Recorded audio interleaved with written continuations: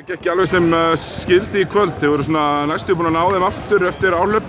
Hvað var það sem svona lokaði leiknum fyrir ykkur? Mér fannst bara heilt yfir KR að vera betri fyrir utan þetta áhlaup sem minnist á.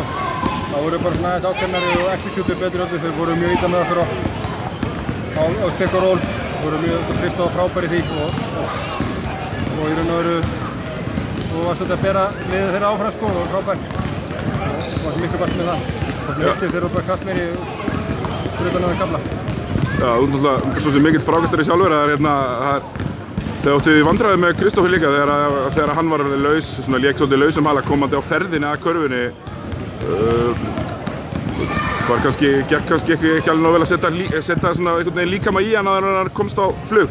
Nei, það var alltaf oft sem hann gæti fengið bara svona beina flugbraut og þá er hann sjálfsög íbúður á neður, hann er svo mikið íþróttamaður. En þetta var svo þetta var fyrir mikið upp á pick and roll, þeir eru bara róskilið með það, bæði hann og Pavel og líka finna hann mjög vel. Og þeir gerðu það bara betur heldur en við spilum það varnarlega. Þeir eru svolítið bara frábært lið, sérstaklega þeir eru